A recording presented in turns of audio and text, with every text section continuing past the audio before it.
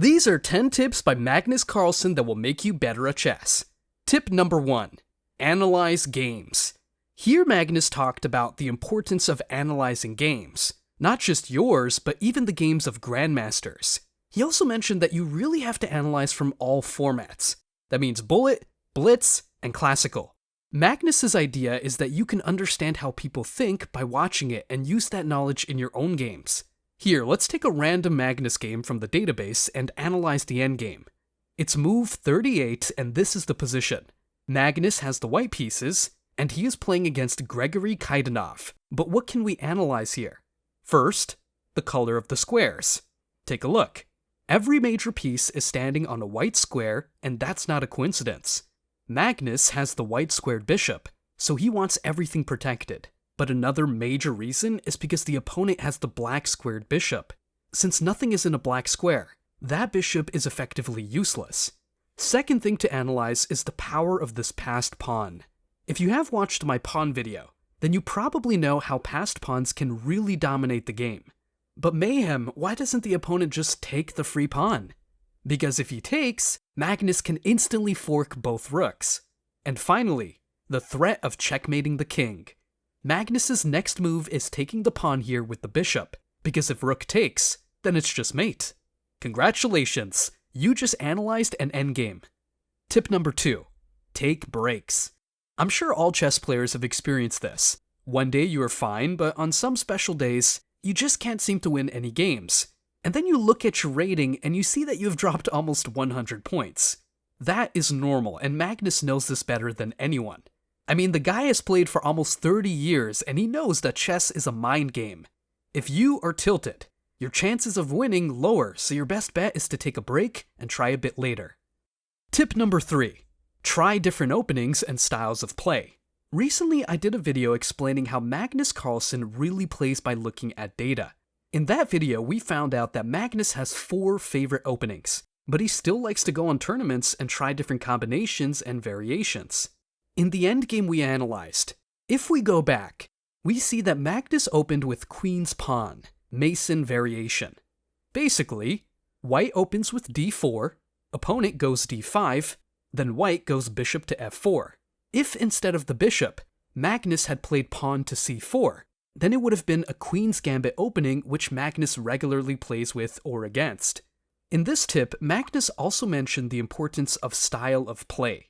Most of you watching probably get focused on attacking whenever you're playing chess, but you should also know when to defend and not overextend. Tip number 4. Play against yourself. This tip ties heavily to tip number 3. How are you going to learn an opening if you don't sit down and play that opening yourself on both sides of the board? Let's take the opening we just saw again. By looking at the database, we know what the opponent can do. The most popular move is knight to f6. But we also have different moves available. Pawn to c5, which Magnus's opponent played. Pawn to e6 or pawn c6, defending the pawn. Or even knight to c6, attacking the pawn on d4 and taking back some control of the center. By playing yourself, you can look at the possible moves, the variations, and what to do and not to do. If the opponent moved to c5, we respond with e3. That is what Magnus did in this game. But White could also have gone pawn to c3. If the opponent goes knight to f6, we can go e3 or even activate our own knight with knight to f3. This is why openings are so important. Most players are just going to play random moves that they like. So if you prepare for that in your spare time, you will be way ahead of the other chess players. Tip number 5. Be patient with chess.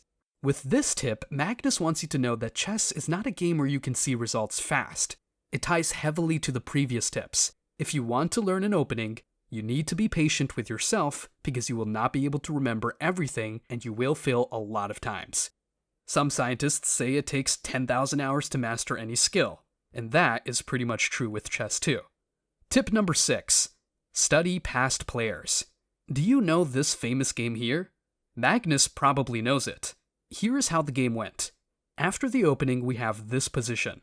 The queen and the bishop target this f7 pawn and threaten checkmate. Black puts the knight out to block the queen. So what does White do? Simple, just attack the same square again by going queen to b3. Besides attacking here, We also target this pawn on b7, but first we have to protect our pawn with the knight. Black then defends the pawn, but then white goes bishop to g5, pinning the knight to the queen. Then things quickly spiral out of control. Black pushes this pawn to threaten the bishop, but then white goes knight to b5, sacrificing the knight, but now the king is in check. Black defends, but then white castles. Then white sacrifices the rook.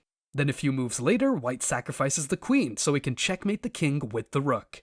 This is considered one of the most famous games in chess history, and it's a game between Paul Morphy and Duke Carl. By studying past games, you know that if you are ever in this position, you should get the queen out instead of the knight. White is still winning, but you are going to have a few more chances. Tip number 7. Have fun playing chess. Listen, I know this sounds corny and you might be confused, but Magnus has a good reason for why he said that. As you guys know, Magnus Carlsen has played the game ever since he was a child. And he didn't just get better at chess because he had a supportive family and great chess teachers, but he also got better by following the tips above and, most importantly, enjoying the game. I remember reading from his chess teacher that Magnus would play the game for hours online, just because he liked the game so much. Tip number 8. Do more puzzles. Players like Magnus and Hikaru do puzzles all the time, and for a good reason too. It makes you better at analyzing chess positions faster and makes you look for hidden moves. After solving puzzles daily, it will translate into your games, and you will be able to find good moves or forcing checkmates. Look at this puzzle. White is attacking the knight with the rook and the queen. What do you do as black here? If you protected your knight with the rook, that's wrong. You are at a piece disadvantage, so you don't want to give the opponent time. What you should instead do is check the king with queen to c5. The king has two options. If he goes to g2, the game is over because then you can go queen to c2. Here, the opponent has to defend or else it's mate. So he defends with the rook. But then we have a discover check and it's basically over for the king. But white doesn't do that. Instead, they put the king in the corner. And this is when we finally push the passed pawn checking the king. If white wants to have any chances of winning, they will sacrifice in exchange for our rook. This is why Magnus recommends them. Tip number 9. Get enough sleep. Magnus might have given a chess tip, but let's be honest. This is more like a life tip. If you are not getting enough sleep, your chances of winning in chess, performing well at exams, or overall reaction speed just gets worse. Finally, tip number 10, which for me I would consider the most important tip of all. Never give up on your chess games. A lot of players think that a game will end in a loss, so they don't waste time trying and just surrender. But the most memorable games are the ones you manage to win when all hope is lost.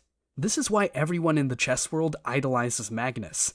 But if you want to know more about Magnus, then you can watch this video, where I cover how Magnus really plays the game from his openings all the way up to endgames. There you will also understand why Magnus says to never give up no matter what.